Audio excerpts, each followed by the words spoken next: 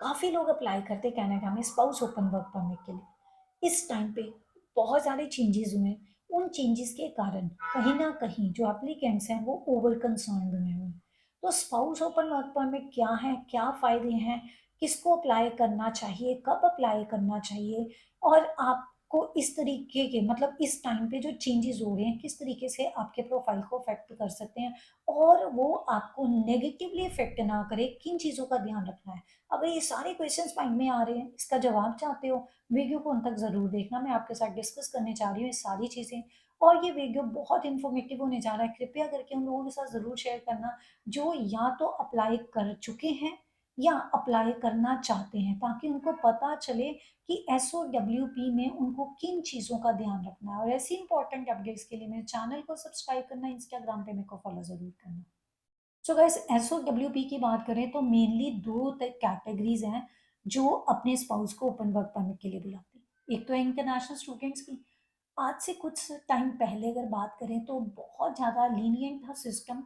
Covid के बाद भी बहुत लीनियंट रहा है, लेकिन इस टाइम पे रिस्ट्रिक्शंस बढ़ गई हैं क्योंकि जो स्टूडेंट्स हैं जो स्टडी वीज़ा पे जाते हैं, तो एक तो उनका जो डिग्री प्रोग्राम है वो सिर्फ स्पेसिफिक प्रोग्राम में से ही एक होना चाहिए। अगर वो मास्टर डिग्री कर रहे हैं तो उनका मास्टर डिग्री का प्रोग्राम 16 मंथ्स का होना चाहिए, तभी वो अप्लाई कर सकते हैं।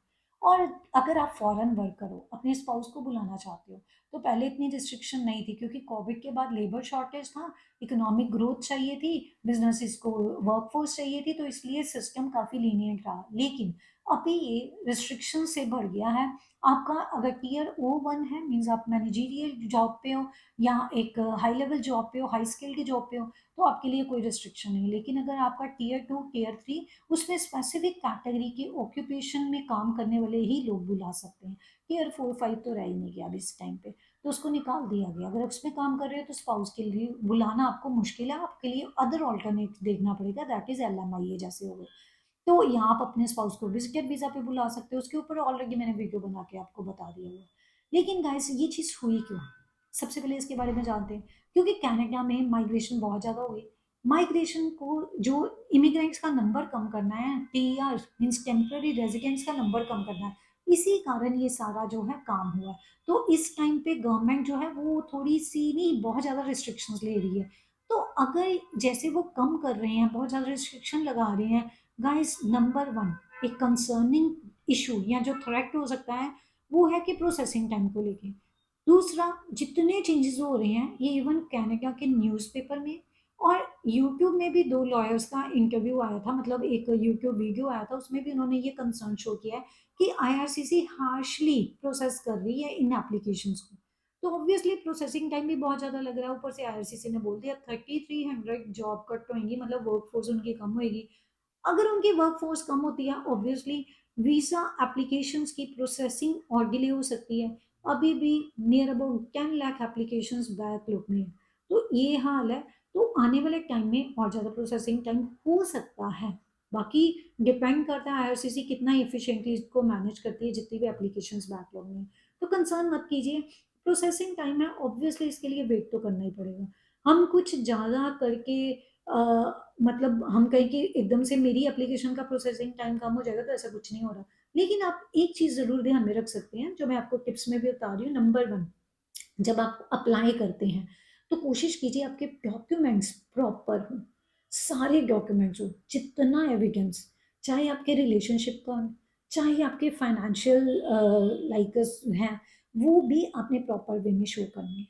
जितने डॉक्यूमेंट्स जो आपकी रिलायबिलिटी ऑफ एप्लीकेशंस को स्ट्रॉन्ग करते हैं, तो उसको कीजिए। आप अपने मैरिज के सर्टिफिकेट, मैरिज के रिलेटेड जो भी आपके डॉक्यूमेंट्स हैं या आपका जो बैंक अकाउंट है, उसमें कितने पैसे हैं, कितने पुराने हैं। जैसे सिंगल एप्लीकेंट है उसके लिए तो आपको पता ही है 21,000 ऑन एन एवरेज आप कंसीडर कर सकते हो, 20,635 है। बैंक के चार्जेस भी बढ़ जाते हैं ना, इसलिए मैंने इतना बोल दिया।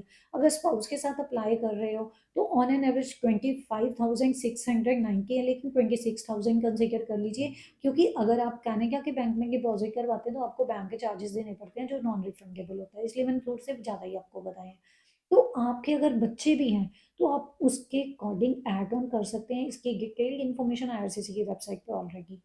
सो गाइस, फंड्स की अगर बात करें ना, तो जितने पुराने होंगे अच्छा है, अगर पुराने नहीं हैं तो कहीं पर भी नहीं लिखा, आईआरसीसी के किसी भी वेबसाइट पे ये नहीं लिखा कि इतने पुराने फंड्स ही लेके आओ, ऐसा कुछ नहीं है।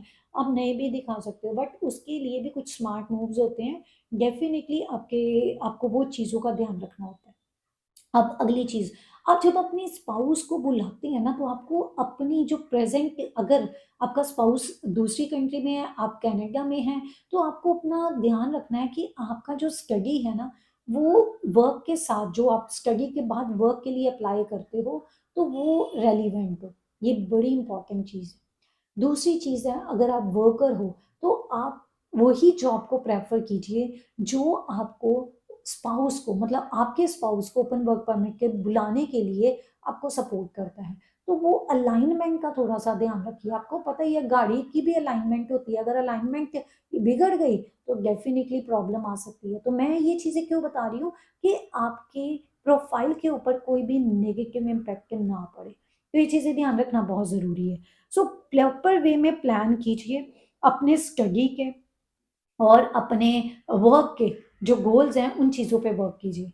अगर आप मैरिड हो तो उस केस में आप अगर अप्लाई कर रहे हो स्टूडेंट वीज़ा के लिए, तो कोशिश कीजिए स्पाउस की एप्लीकेशन भी साथ में लगा दीजिए। कई बार प्रॉब्लम्स क्या आई हैं कि कुछ लोग अप्लाई करते हैं और बाद में स्पाउस की एप्लीकेशन लगाते हैं, या कुछ वहाँ पर एज ए स्टूडेंट हैं तो स्टूडेंट वीज़ा अलग डाल दिया उसका, चाहे एक्सटेंशन हो चाहे पीजीडब्ल्यूपी हो, लेकिन बाद में स्पाउस की एप्लीकेशन डाल दी। तो इस केस में इस टाइम पे, क्योंकि आईआरसीसी बड़े हार्श प्रोसेसिंग कर रही है, ये चीज़ कैनेडियन मीडिया ने भी बोली है, यूट्यूब में कैनेडियन लॉयर्स ने भी ये चीज़ बताई है, तो वो बड़ी हार्श प्रोसेसिंग कर रहे हैं, तो इस केस में कहीं ना कहीं रिफ्यूज़ल हो सकता है।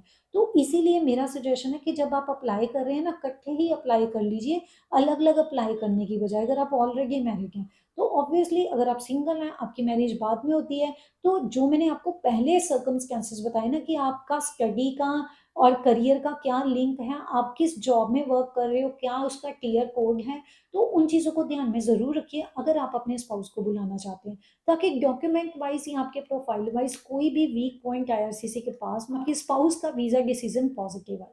तो ये बहुत इंपॉर्टेंट चीज़ें हैं जो आपने ध्यान में रखनी है। जो भी आपके साथी आईआरसीसी की तरफ से स्पाउस ओपन वर्क परमिट को लेके, उसको ज़रूर कंसिडर कीजिए, उसको ज़रूर ध्यान दीजिए, चाहे आपका वीज़ा एप्लीकेशन कोई और कर रहा है, लेकिन बेसिक इन्फॉर्मेशन आपके पास ज़रूर होनी चाहिए। इसीलिए मैं सबको यही बोलती हूँ कि जो भी आपका क्वेश्चन है ना, कमेंट बॉक्स में डालना। इसका फ़ायदा ये होता है कि इस कमेंट्स में जो क्वेश्चंस होते हैं ना, तो उसको काफ़ी लोग बाद में पढ़ना चाहें तो पढ़ भी सकते हैं। आंसर जो हम देते हैं वो भी उनके सामने होते हैं। तो एटलीस्ट अवेयरनेस, कुछ ऐसे पॉइंट्स होते हैं जो उनके माइंड में नहीं आते, बाद में उनको रियलाइज होता है, वो पॉइंट्स को ध्यान में रखते हैं। सो गाइस, ये तो रही आज की वीडियो। मेरी अगली वीडियो किसी और इंपॉर्टेंट अपडेट के ऊपर होगी। तब तक के लिए stay informed and stay vigilant.